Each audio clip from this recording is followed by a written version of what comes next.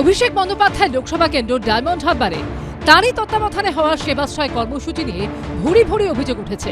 এবার সেই অভিযোগের তালিকায় নতুন সংযোজন।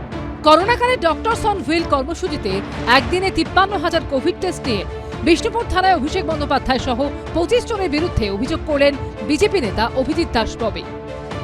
ওই যে ডক্টরস অন হুইল এবং 53,203কে ও আর কি টেস্ট করেছিল, আর তার মধ্যে মাত্র 1,151 জন মাত্র নাকি পজিটিভ বেরিয়েছে।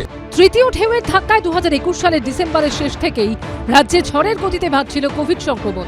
পরিস্থিতি মোকাবিলায় সেই সময় নিজের সংসদীয় এলাকা ডায়মন্ড হারবারে একগুচ্ছ বিধিনিষেধ জারির কথা জানান অভিষেক বন্দ্যোপাধ্যায়।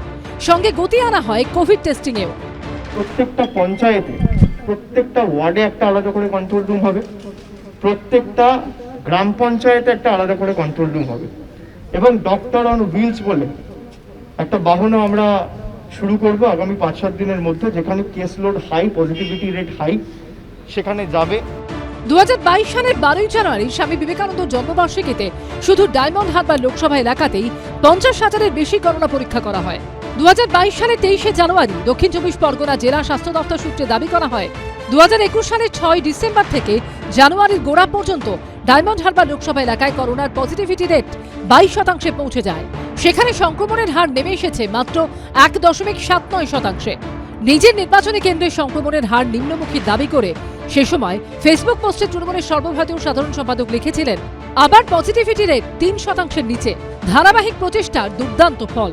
সামনের সারির কর্মীদের পাশাপাশি স্বনির্ভর গোষ্ঠী ও অঙ্গনওয়াড়ি কর্মীদের অভিনন্দন জানাই, যারা পজিটিভিটি রেট কমাতে এবং ডায়মন্ড হারবার সংসদীয় এলাকার সবার ভালোর জন্য কাজ করেছেন। কিন্তু রাজ্যে পালাবদলের পর এবার সেসব নিয়েই সামনে এলো নতুন অভিযোগ। অভিষেক বন্দ্যোপাধ্যায়ের কর্মসূচির টাকার উৎস নিয়েও প্রশ্ন তুলেছেন বিজেপি নেতা অভিজিৎ দাস ববি। অভিষেক বন্দ্যোপাধ্যায় তার আত্মসহায়ক সুমিত রায় সহ তৎকালীন জেলা শাসক, পুলিশ সুপার, মহকুমা শাসকের বিরুদ্ধেও বিষ্ণুপুর থানায় অভিযোগ দায়ের করা হয়েছে। এই টাকাগুলো কে দিয়েছে? একটা এমপি সাংসদ তার নিজের এরিয়াতে করছে, তার পার্সোনাল রেপুটেশন বাড়ানোর জন্য, তার টিআরপি বাড়ানোর জন্য সরকার কেন টাকা ব্যয় করবে?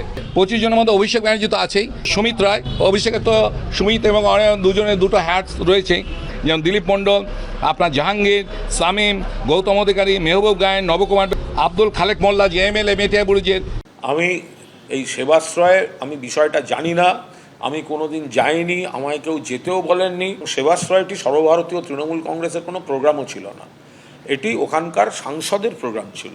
বিধানসভার সদস্য উনি নন, ফলে বারবার তার অনুপস্থিতির সুযোগ নিয়ে বিধানসভার মধ্যে তাকে অ্যাটাক না করে বিজেপির সাংসদরা তো লোকসভায় তুলুন না, তাহলে তো ডায়মন্ড হারবারের এমপি উত্তর দেওয়ার সুযোগ পান। সব মিলিয়ে অভিষেক বন্দ্যোপাধ্যায়ের বিরুদ্ধে ক্রমশ অভিযোগের পাহাড় চলছে। গৌতম মণ্ডল ও আশাবুল হোসেনের রিপোর্ট, এবিপি আনন্দ। এবিপি আনন্দ, এগিয়ে থাকে, এগিয়ে রাখে।